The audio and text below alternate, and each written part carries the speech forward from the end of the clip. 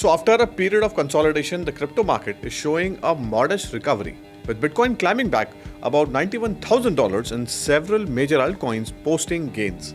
The rebound follows a volatile stretch marked by the deep sell-off and thin liquidity.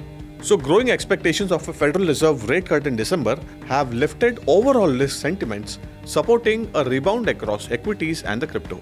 And surging investor interest in Bitcoin ETFs have prompted Nasdaq to seek a fourfold increase in the daily trading limits for options on the BlackRock's iShares Bitcoin Trust, which is the IBIT.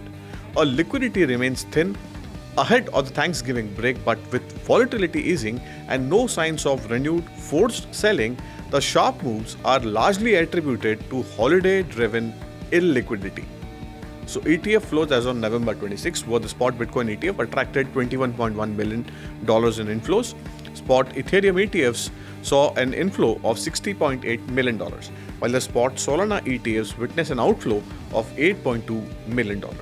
Bitcoin has now recovered roughly around 12% from the Friday's low of $80,500, though it remains around 28% below its all-time high of $126,000.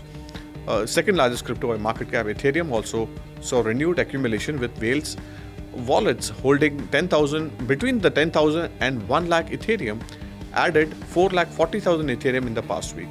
Ethereum is still up 3%, reclaiming the levels above $3,000.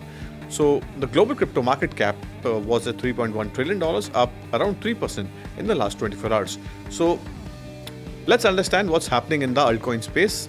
Tokens such as the Binance BNB, Solana Sol, MNT, Aave, OKB, C, Jupiter, Dash, Nexo, CRV, and Arrow has gained between 3 to 5% in today's trade. So top movers in today's trade were the Kaspa's KAS, which gained 20% on technical momentum and leverage speculations, though falling network activity and elevated derivatives exposure pose risk going forward. That's what the analysts believe. The SPX 6900, which is up 13%, was trading close to around $0.73 on rising whale accumulations. Its open interest stands at $29 million, its highest since November 18th.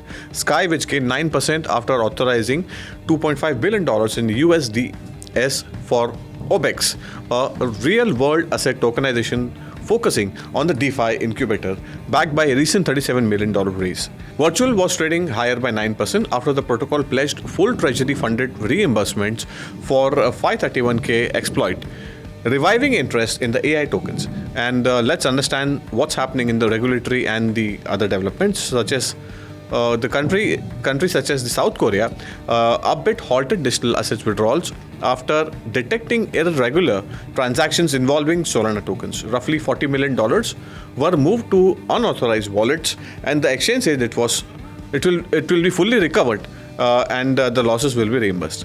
So Bolivia announced plans to integrate cryptocurrencies and stablecoins into its financial system as a part of the national modernization push. So option markets data have shown that there is heavy call activity around the $1 lakh strike price as far as the BTC is concerned, and which has shifted from the last week's focus on the downside protection, which was close to around $80,000 to $85,000, according to Durbit, that is suggesting traders are positioning for a potential upside from here on.